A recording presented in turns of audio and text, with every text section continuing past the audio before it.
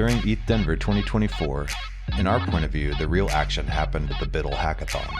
We went down to the floor of the hackathon and spoke to several of the builders and the people surrounding and supporting the event. Some of the ideas formed and being developed and the teams that came together were truly amazing. In this video, we wanted to make sure that those who are traditionally overlooked and silent in the space got to be highlighted and speak about what they're doing. Hear about projects straight from the source and not from a number go up YouTuber, and get the recognition that the builders deserve. I'm here with Mascha, right? Yep. Okay, and she is a mentor. And who's the dig? That's Leroy. Hey, Leroy. And Leroy's being a good boy. Leroy is also helping the hackers. He's the emotional support animal here. Emotional support animal, nice. Yeah. Yeah, and so what is your role here? I am mentoring the hackathon, so I've just been walking around, providing support to builders, being an ear to listen to the ideas, help them find guidance and support as they need it. Okay, so what do you mean by support? So one thing I noticed early on in the week is that the Wi-Fi signal was good, but as more people appeared, the Wi-Fi started to decrease significantly. Oh. So I set up a nice little juice box campaign to ask for donations for Ethernet cables and adapters for hackers so that they didn't have to purchase the materials themselves. And I'm really, really, really grateful to some of the community that supported that cause, and actually Base came in to sponsor the rest of the equipment. So now all the equipment's coming in Wednesday, and I'll be coming here and setting up all the Ethernet cables and adapters on Thursday, if not Wednesday evening. So that's been a really big highlight for me. I really enjoyed that. Seeing a need and getting it done. Yeah. Those are some of the things you don't think about, like Ethernet cables, and like those the nickel and dimes you, and it ends up adding up to a lot, right? Oh yeah, absolutely. And I also think it's one of those things where, I don't know about you guys, but for me, I've probably said Ethernet cables more in the last 4 days than I have in my entire life. And never did I think that was in my future, especially not when I was coming here. So yeah, here was a serious appreciation for being plugged in, truly. Oh, yeah. Truly plugged in. Yeah. And you were saying earlier off camera about the difference between last year and this year. So explain a little bit about that. Yes. So last year I didn't mentor. This is my first year mentoring. And a really noticeable difference in where they chose to put the builders here in, I don't even know how to describe this, but it's really like a central area of the event, of the venue. And I'm really enjoying how the stages for talks are here, but we can't hear them while we're hacking, but it's easy to swing by and pop into a talk. And the hackers are really the center of the event, as they should be. You know, they're doing all the hard work, and I'm really excited to see what some of these teams come up with. Yeah, that definitely can be unappreciated and unseen sometimes, right? Yeah. So that's what we're trying to do. Even though most hackers live in basements, it's good to bring them out every once in a while. Get in some sunshine, some coffees, some food, some pets. Yeah. Leroy, what's up, Leroy? Yeah. And you're here to facilitate that, right? Absolutely, yeah. I have yet to have someone that when I walked up to them and was like, hey, is there anything that I can help you with? There's not a single person that hasn't wanted to pet Leroy, so it's a nice little service we're providing. That's amazing. Some mental relief, yeah. Yeah. Are you local or did you come from afar? I am a digital nomad these days, so I have been traveling around, but I'm going to be in Denver for the next few months. Right on. Lucky you. That's pretty cool. We're excited, then. Yeah. What do you want to come away with from this whole thing? I think my goal for this year is really just to build relationships with people. You know, jumping in where I can to help them out or introducing them to somebody. And that would be my focus, I would say. Yeah. So you were a facilitator. Yeah, facilitating and connecting. Awesome. Yeah. And this was something that I put in my application. I've been in the space for the last 5 years, and it's truly because of other people doing that for me, 100%. Rad. And so I have the opportunity and the space in my life to do that this year, and so I really wanted to make sure I did that. So I doubled down. I was like, let's go. That's so rad. Awesome. Well, thanks so much for what you do. Thank you for interviewing me. All right. Yeah. So, what's your name? My name is Cicada. It's what most people know me as. Cicada. Okay. Yeah. Cool. And what are you building? We're building AI-assisted DeFi management. Oh, cool. So, yeah. All right. That seems to be like the next edge of things. That's kind of what we're banking on. Yeah. Is using using large language models to more effectively manage more effectively, more intuitively manage stuff. Right on. Like being able to ask it in natural language, hey, what are my balances on ETH? And it can just give it to you. So make it like people always talk about, X thing bringing on the next million users, and it's usually something obscure like social logins is pretty cool. Yeah. But really, just making a tool that actually makes it easy to do stuff, and then can also explain the entire process to you in one go. Okay, is sort of what we're thinking. Cool. Yeah. Kind of like a DeFi chat GPT all in a way. Yeah. Exactly. That's rad. And what's your name? Vince. I'm Vince. Vince? Okay. And are you guys working together on this project? Hopefully, yeah. Yeah, okay. We're front end, back end. Front end, back end. Team. Okay, rad. And do you think you'll be able to complete everything you want to do this week? That's a really good question. That's a really, really good question. If we don't scope creep, we will, I think. Okay. If we don't scope creep ourselves. Yeah. It's a recurring problem. Or pivot too much. Yeah. Pivot too much, yeah. If anything, we'll have a great time here. Yeah. It seems like you have a pretty good focus on what you want to accomplish then. Yeah, pretty much. But there's always, a shiny thing that pops out. Yeah. Would you say the hardest thing is and I think you were talking about this, the sponsors, how can you loop in, not sponsors, but the bounties, how do you connect with the buyer, right? Because we don't just want to touch it on the surface, right? We integrate your stuff, but we want to make it so that it's actually meaningful, right?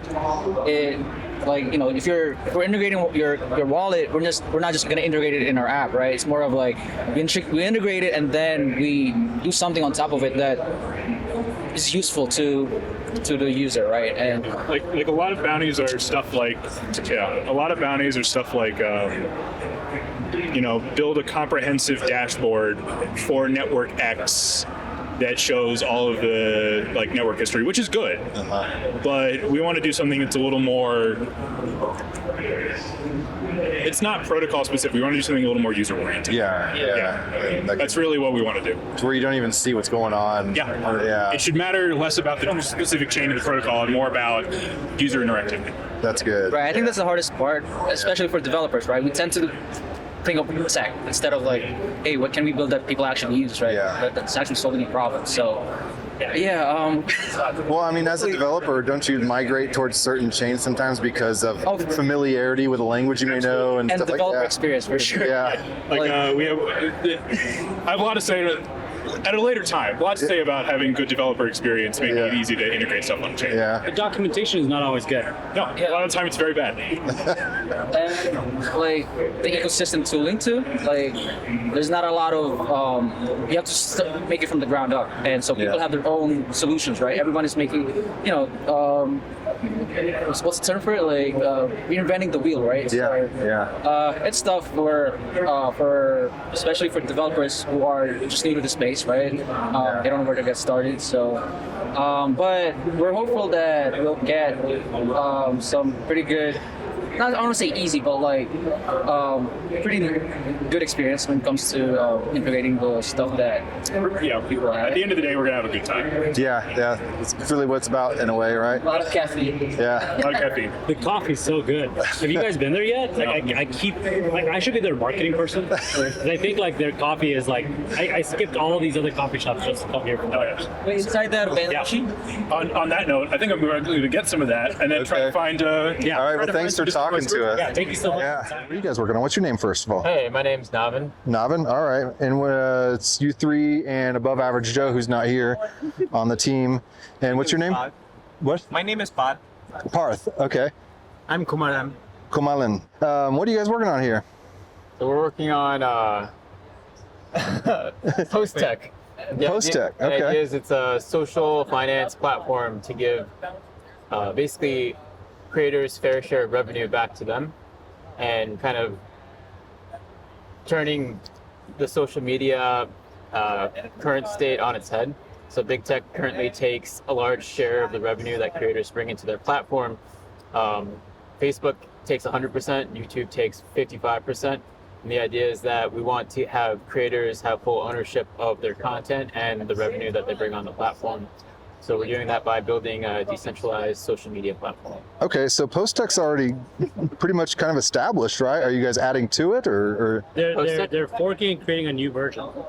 forking and creating a new version? Yeah. Okay, all right. So Correct. Joe was involved in the early post-tech days. Yeah. And that kind of cookie crumble Yeah. kind of thing. Yeah. And then he, being one of the original visionaries and understanding kind of the value proposition of it, is building something that actually works based on fundamentals. Rad. Okay. And so he's here, he found a team, he's building, I would call it, if it was my project, I would say the community version of Post-tech, where Yeah. it's really going to be serving the community and not an individual. Okay.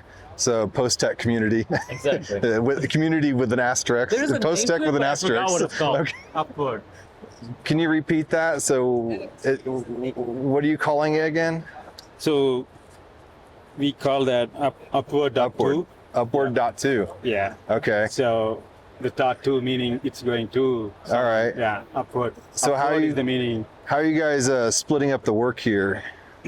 So right now they both are taking care of the smart contracts. Okay. Yeah, we all are full stack developers, Okay. so we can do smart contracts and then Web 2, Web 3, everything.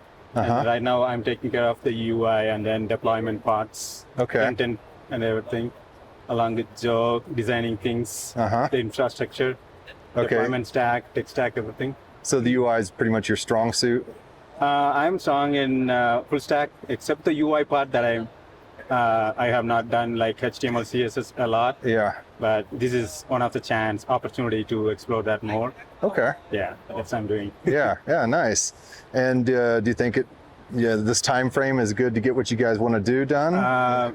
For the amount of work that we have got, the Yeah. time frame is very less, I would say. Okay. But we are trying our best to Yeah. push it a workable product, a usable product Okay. before we hand out on the hackathon at the end of the hackathon. Yeah. Yeah. Right on. Yeah. Okay. Okay. And what would you say your strong suit is? I'm also a full stack developer. Okay. I have some experience with Solidity, so I'm trying to flex the Solidity skill set I have, but also grow in that space. So there's Yeah. been a lot of cool folks here, like Parth over here, who's also learning Solidity and pretty good. Okay. There's a lot of people, there's a lot of workshops for Solidity, so we're just trying to upskill in that area. Cool. But my background is full stack and data analytics. Yeah. So is this project stretching you pretty good? Yeah, I would say the Solidity is it's more or less just another language, but I feel like it's the whole Web3 ecosystem that's like Yeah. pushing me. It's like understanding how DAO voting influences changes in smart contracts, understanding how you can incorporate decentralized identity into a social media platform, and just building a decentralized app in general. Do you think it's the concepts that a lot of developers just don't quite grasp yet? Yeah, I don't think it's intuitive, to be honest, Yeah. but I think it's pretty powerful. So even though, I've been staring at this for a while, there's just certain things that aren't clicking. Liquid delegation and DAO governance. Yeah, there's a lot of fancy terms, so I feel like just the number of concepts and tools and services is just it's Yeah. overwhelming. It's like the beginning of Web 1 when there was just a lot of chaos. That's how it feels now. So it's trying to see like where the chaos falls and who will build that up into something that Yeah. has good following. A lot of like Web 2 paradigms and ideas trying to be brought into Web 3, but that, Yeah, I think that's fair. Yeah. We were talking to someone who was building decentralized ride sharing. We're building decentralized social media. Someone's building, I don't know. So just Yeah. taking Web 2 and seeing if you could decentralize it, what values can you get out of that? And Uh-huh. for most of the cases, there's a lot of value. But it's interesting to see. Like, do you think people are trying to take like Web 2 use cases and bring them into Web 3 and not even thinking about possible Web 3 cases that have nothing to do with Web 2?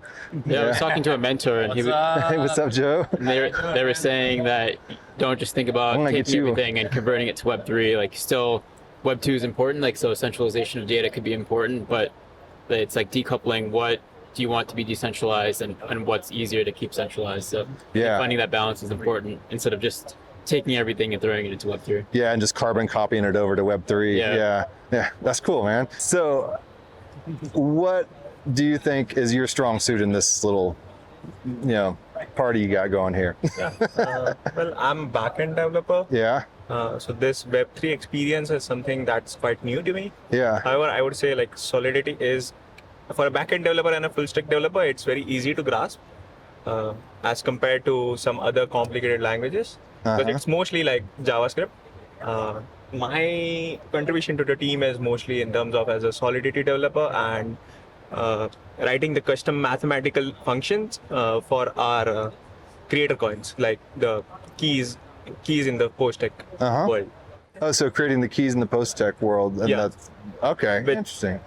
Which is customizable, which is our unique differentiator than French tech and post-tech. Like in our platform, a creator or an artist can set up his own custom thresholds at which he can allow audiences to buy his shares or keys, and he can modify it whenever he wants to.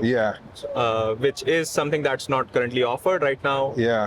Which is our key differentiator. Okay, so you're taking care of a lot of the very low-level tasks on that. Okay, cool. And what are you hoping to take away from all this? So, this is my first ETH Denver hackathon, I would say. So, I've got a lot to learn. The biggest takeaway is like I now know that for a team we need a development team, we need a product team, we need a business team, and we need someone who can actually also present and share what the community needs. So that's getting to meet new people. It's a place where you can get to meet different kinds of people with different skill sets and finally bring a product to life which can help the community. Awesome, man. Well, cool. Well, thanks so much. All right, I'll take this over to Joe here. Above average Joe, what's up with this guy? GM, sir. Saw you in Austin fairly recently, and seems like you've formed a pretty amazing team. You guys are creating a fork of Post Tech, and I know that you were pretty deep into that project, and now things kind of got cuckoo, and so now you're creating a new and improved version, right? Yes, there were critical elements that were supposed to be DAO functions that ended up centralized in nature. And when the founder decided to go MIA, that impacted the protocol. And I wanted to build something that's a protocol from the ground up, still community owned, still aiming to disrupt the creator economy, but this time actually functioning like a protocol should, which is when the developers walk away, it does what it's supposed to do. Nice. Where did you guys meet? Did you guys all meet up there at that stage? We met on the 23rd at this table over here. I had not encountered any of them before ETH Denver. So I showed up and posted in the ETH Denver Buidl chat that I was looking for a team, and he had posted at one point earlier in the day that he had this particular skill set and was also looking for somebody with an idea. And so I reached out to him, and a few others reached out and found me, and we all got started working, and I shared my idea and worked with the team that showed up first. Amazing. Awesome. So what would you say your contribution here to this team is? The vision? I am the idea man. I've thought about the tokenomics that went into Post-Tech's white paper and the DAO Genesis documentation. Most of that was my brainchild, and I was still sort of hamstrung by some of the things that the protocol had done before I had come to join their team. And in this iteration, I'm making those extra changes that I would have done at the base layer that weren't available to me. And starting over with a clean slate, and with any luck, I will create something that makes every content creator more valuable and able to more directly relate to their audience and earn value and gain skill from the audience, who now has an incentive to make sure that the content creator has as much value generating capacity as possible. That's awesome. So it's like you had an amazing project that you were involved in, and you were just like, man, if I were able to just do this or that, then, and now you have your chance. Yes, and the team that I'm working with now doesn't suffer from the same sorts of shortfalls in terms of our language barrier and the sort of cultural capacity of work. The team from Post Tech was Vietnamese, and the work culture in the eastern side of the world was different, and with the language barrier and that, it was very difficult to get on the same page. Yeah. I was the only English speaker on the team. Oh, wow. And so makes it a little complicated. that meant that we had some major hurdles to overcome, and I think those contributed to the failure of that experiment. Okay. So do you think that you'll be able to get everything that you want to do done for this week in this amount of time? We have an MVP. It's very much stripped down compared to what we have on our roadmap to build right now, but we should be able to ship the MVP before the end of the week. We are looking at deploying a content creator bonding pathway that is choosable by the content creator on account creation. Yeah. So they have more modularity over how they engage with their audience from the beginning. And then from there, the buy and sell feature should also be live, allowing the most basic functionality of our app. And then we are building on DSO for the social layer at the moment. So that's where our data storage for posting and content is at the moment. Yeah. Once we get past the MVP stage, though, we're going to look at upgrading our tech stack to be more sovereign serviceable. Right. Okay. Awesome. Well, thanks so much. Absolutely. Walking around ETH Denver and finding really cool projects, builders here, and here's a team here. It's 4 people. Is it 4 of you guys? Yeah, we got 4 of us here. Awesome. And what's your name? I'm Brandon. This is Felipe. Felipe. This is Gabriel. Gabriel. And Pedro. Pedro. Awesome. Yep. And what are you guys building? Yeah. So our project is called Meebu. Was it? It's called Meebu. Meebu. MEEBU. Okay. Yep. So the idea is it's an expressive no-code governance platform for digital communities. Oh, rad. Yep. Okay. So expressive no-code governance platform. Let's break down that word salad a little bit. Yeah, sure.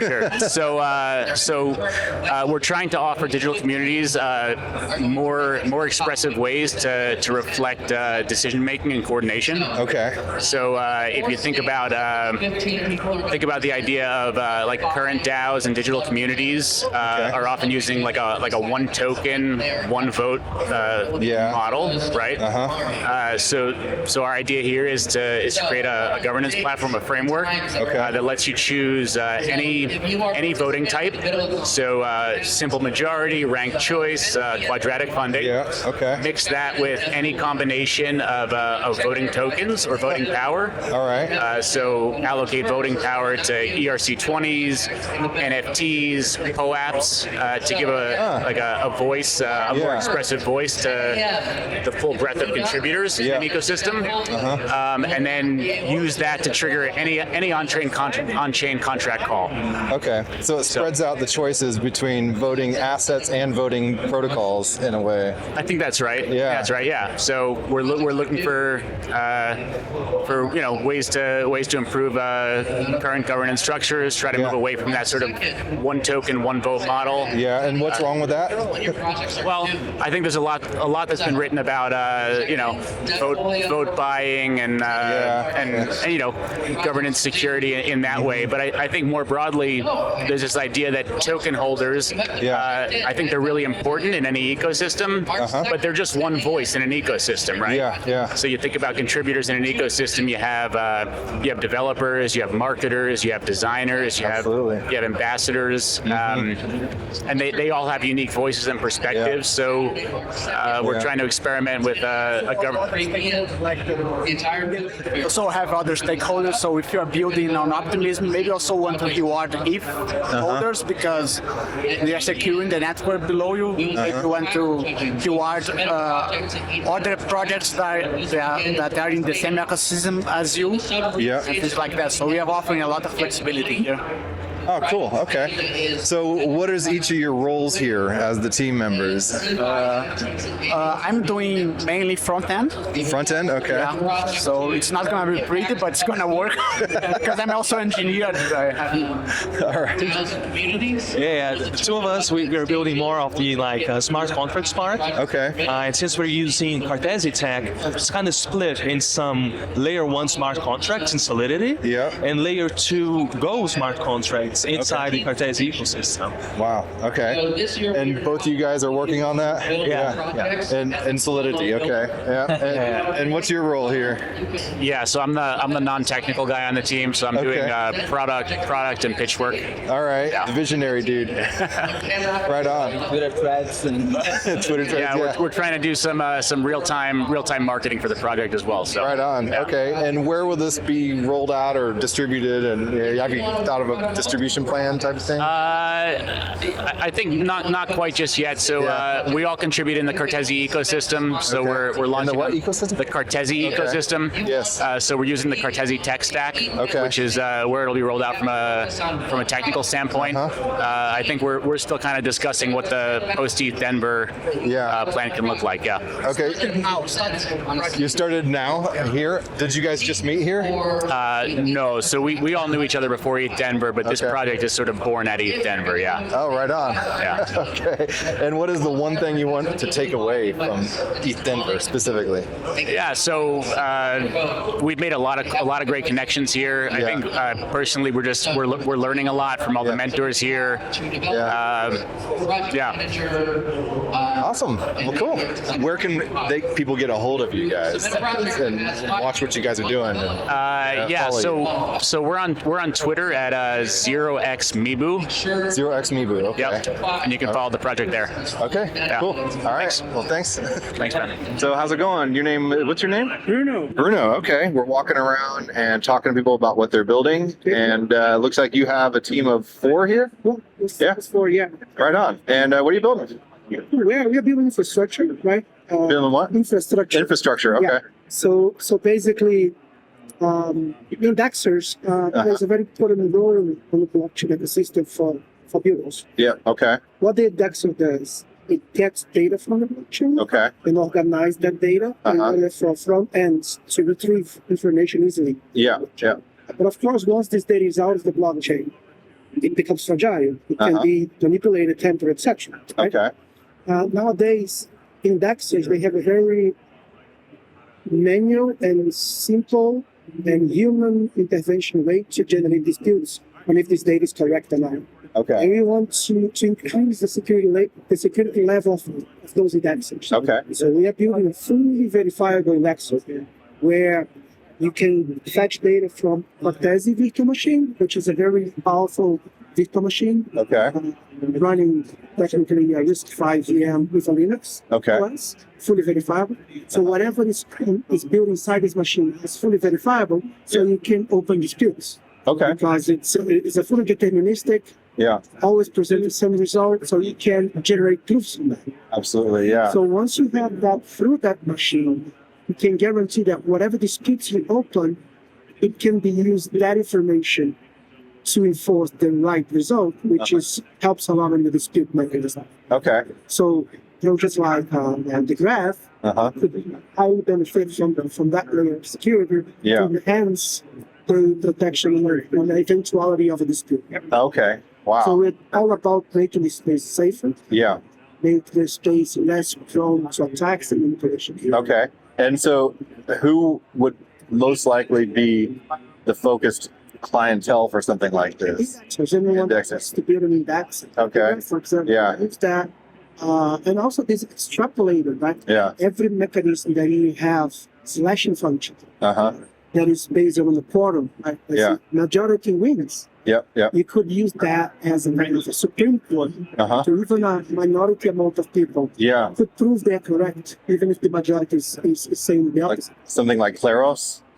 Could be, but it's fully verified. And it's very open to what you build, because since you're using that inside Linux, it's basically general computation. Yeah, wow. You can do it for a different purpose. Okay, and how would you distribute something like this? Do you have any type of possible distribution plan for business development or marketing or? We start working on that, but mainly is to get an anchor customer, right? And easily this can spread out. It's something very important. Okay. And people come. It's more about B2B, right? Sure, It's not B2C. Once people see that it's useful, then As builders, that even for builders, it's more the indexers or people that wants to build infrastructure and want to provide a more secure infrastructure. Absolutely. For builders. Yeah. So that is where. Yeah, infrastructure is kind of the unsung heroes, Yeah, exactly. And blockchain, it's all about security. Absolutely, yeah. If you don't have security, you don't have anything. So is this novel to ETH Denver, or has this been something in the works? It's absolutely novel. Really? Yeah. We are building that on top of a very powerful, I'd say, modular execution layer from Cartesian. And this Cartesian VM is an out VM. Yep. And build it in application-specific rollups, a kind of an app chain. Yeah. So it's really scale computation, and inside this VM we have Linux. So you can use any programming language and very, I'd say, versatile programming environment. Okay. And that's why we're using Cartesian that. Yeah. And they're working on the Cartesian ecosystem as well. Because of the versatility. Yeah. Okay. So, and moreover, we can spin up that and use different use cases, not only for indexers. Okay. And did you know your team members before? Okay. We work together. All right. And what are their names? They are the developers. Okay. And okay. All right. Then front end, back end, and you're I'm happy with the product, with the market business position, storytelling, value, the translation of what it actually does. Yeah, we need that. So, that's one thing I find out about these hackathons is a lot of people think you have to be some kind of advanced programmer to be here, but it's really all types of people, and you can find something to do at a hackathon like this, even if you don't code, right? So do you code at all, or is that see? And so I just want to encourage people to just jump into a hackathon, even if you don't aren't necessarily a programmer, and to find, like what you're doing, to have an idea and find people to help work on it, right? Absolutely. Yeah. So that's the plan. Yeah. And we'll see. I think it's also to contribute and also giving an example that you can do more in Web3 right now, because the infrastructure is getting to a point that you can really unlock limitations that we used to have. Yeah. And that will open a lot of different use cases. I'm really excited to see that happen in 2020. Yeah, it's super exciting. And what's one thing you want to take away from ETH Denver? I think it's a very pragmatic and collaborative environment. Yeah. And you put a lot of brain power in a single place for a week. So and you can feel that atmosphere of people really trying to build something and making the space better. Okay, did you come from afar, or? From Brazil. Brazil? Oh, rad. Okay. Well, cool, man. Welcome. And where can people follow along with what you guys are doing? You can follow, just create a socials, right? Okay, yeah. Zero X Fido project, Fido _ project. Okay. The name of the project is Verifido. Okay. With F, it's Fox. And it's sniffing out the truth. Yeah. All right. Well, thanks a lot, Bruno. It's a pleasure, man. All right. Appreciate it, bro. And what's your name? My name is Sunny Chen. Sunny Chen? Okay, nice to meet you. Yeah, so what are you building here? I'm not a builder, but I am a part-time reporter as well. I interview people. I'm part of one of the most popular Chinese crypto media called TechFlow. TechFlow. So I interview founders in the space. Besides being a reporter, I'm also a product operator at LinkFi. So LinkFi is backed by Orange DAO. We are the first and largest DNS name tokenization platform on Ethereum right now. So we're tokenizing now over 327 domain names on Ethereum, but we're planning to be multi-chain in 4 months. Okay, for a lot of the noobs out there, can you kind of define what tokenizing a domain name means? Tokenizing domain names, I think you've heard of .com, .xyz domains. So we're basically converting domains into NFTs that are tradable on decentralized applications like OpenSea and Magic Eden, and also you can also collateralize your domains as an asset for lending and borrowing as well. So it's programmable domains. Okay. Basically, now you can do more things for your domains. And in Web 2, if you want to trade your domains, you have to go through a broker on GoDaddy, and then it takes time. And then also charge 20% transaction fees if you're selling hugely expensive domains. Okay. Yeah, so that's basically my job in crypto. Yeah. I'm also exploring the intersection between biology and blockchain. With a specific focus on using DNA as a storage medium for on-chain data. Okay. So I'm starting a podcast called Open Society what the fuck. I'm trying to investigate and validate my ideas in that. That's super on the fringe. Focus, because I imagine in 10 years we're gonna have like lots of data to be stored. Yeah. And our current storage system isn't sufficient enough to support the storage. So we need something lighter, better and more compressive for data storage. Okay. Yeah, because currently it's like 0.1 storage, but DNA will have ATGC. So this is basically synthesized DNA? So basically storing data in DNA. Yeah, and then but synthesized DNA, right? Not you have to sequence it and synthesize it, and in order to read the data. Yeah. Actually, you can store the world's DNA in a room. Yeah. The worlds of data in a room of DNA. Really? The entire world? Yeah, in the just entire one. world. Yeah. Wow, that's insane. So I'm doing 3 things. Yeah. Basically. So is there any type of connection between all 3 of them, or are they 3 completely separate projects? I joined the space in 2021, and I graduated in 2022 with a biochemistry degree. Okay. And I joined the space as a journalist because it's the best way to understand the industry. Absolutely. And then my current founder, the boss of my current project, is my second interviewee. Yeah. So I joined them to learn about operations, product designs, and it's just building different skill sets. So being a reporter helps you to understand the industry. Being a product operator helps you to understand how a startup is run and how to run your own startup. And having your own podcast, it's basically out of my own interest because I have a biochemistry degree and I want to find something in common between blockchain and biochemistry. Yeah.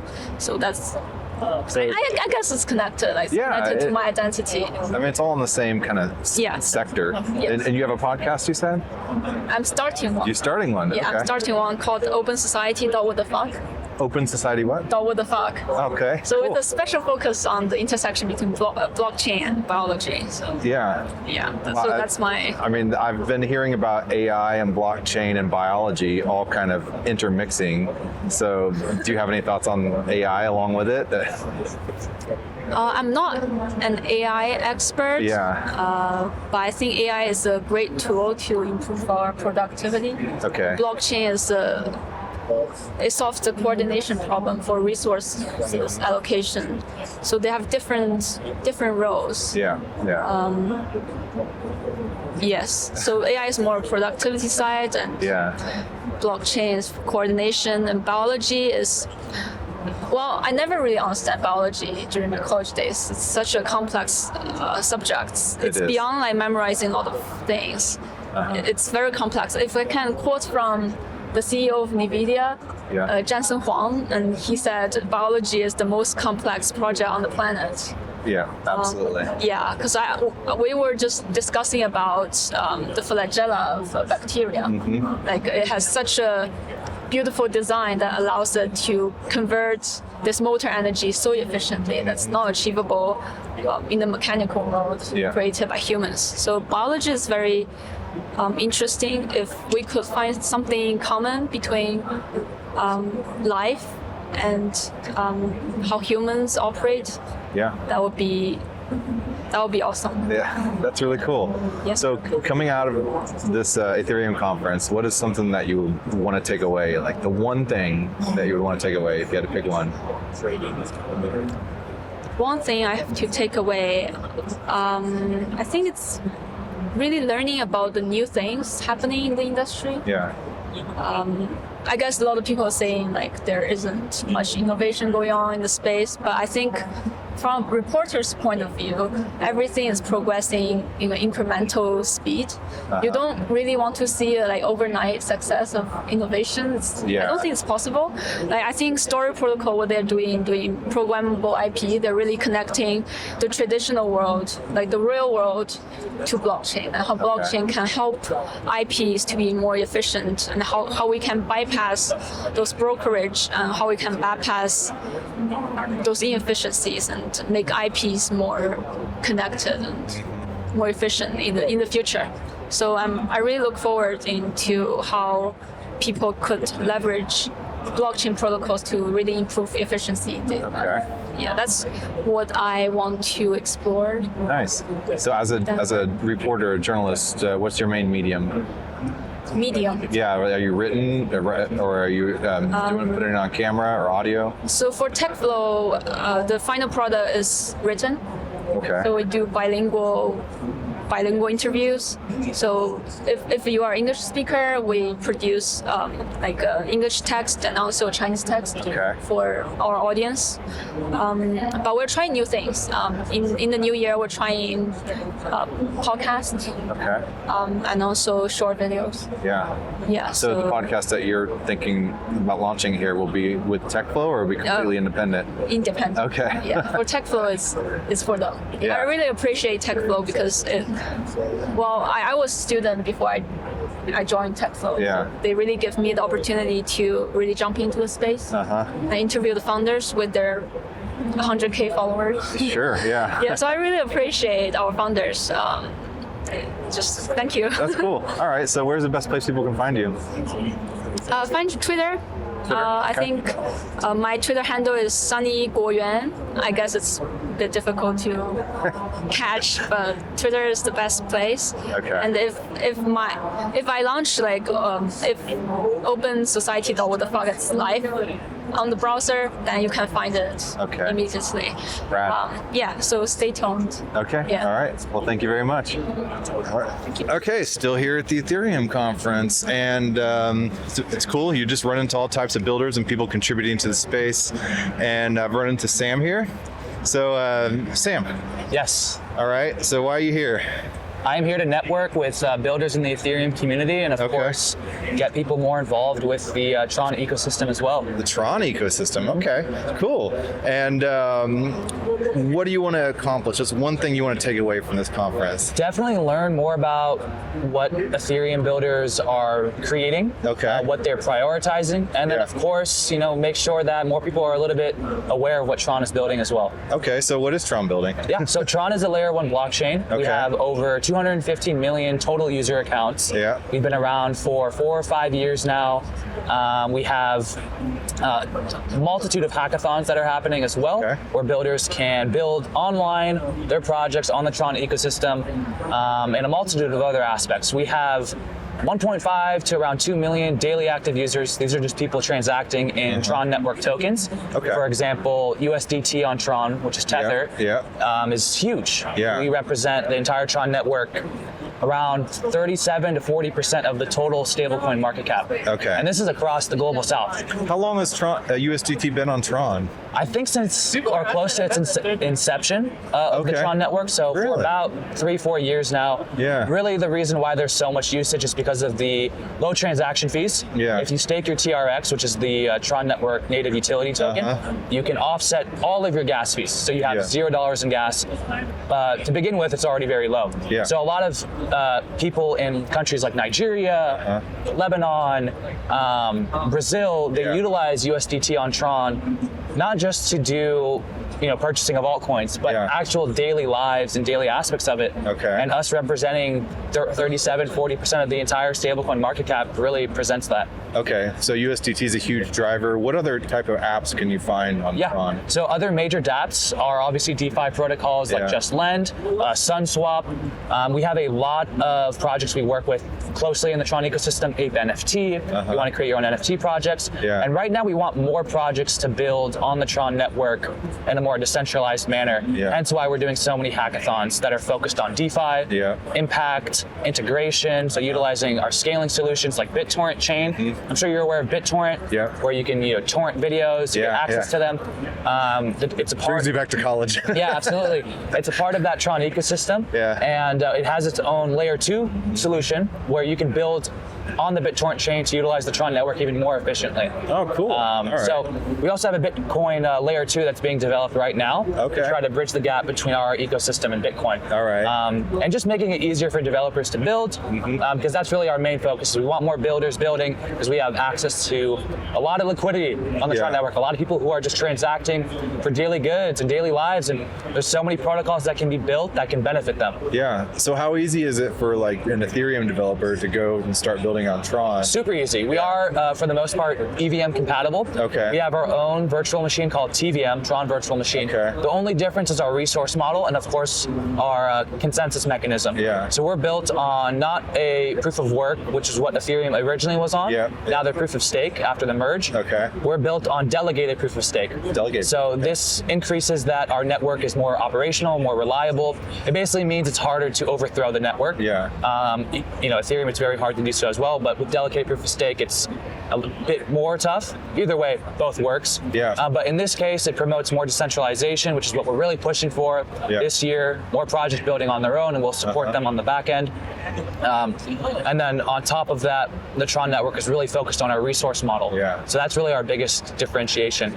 If you stake your TRX, you earn energy. And on my sweater here, free energy on Tron or from Tron, you can use this energy to offset not just your transactions to zero, but also your smart contract transactions. Yeah. So if somebody interacts with a DApp on Tron, essentially there could be zero gas fees associated with it. Yeah. And we're subsidizing a lot of those with our hackathon currently happening. Cool. All right. So where's this hackathon happening? So it's an online event. Yeah. We have on-site events here and there just to like kind of bridge people in those areas, like in Denver, where we have a main site event happening in a couple hours from now. Okay. We had one in MIT last week. We had nearly 100 people show up, and the hackathon is happening on trondao.org. Okay. Hackatron, it's in unison with DevPost. We have major sponsorships from AI Tech, Anchor, as well as ChainGPT, who are our diamond sponsors for the event. Yeah. Okay, so I know Ethereum, you take 32 ETH to run a validator. Solana is like a really high learning curve. Yeah.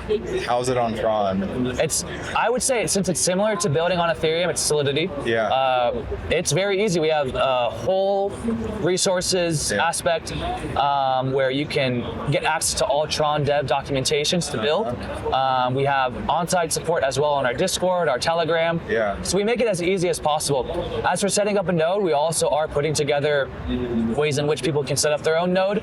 As for the pricing, obviously that changes. Us having low gas fees naturally by de facto makes it a little bit easier. Yeah. But for the most part, it's fairly simple. You apply yourself.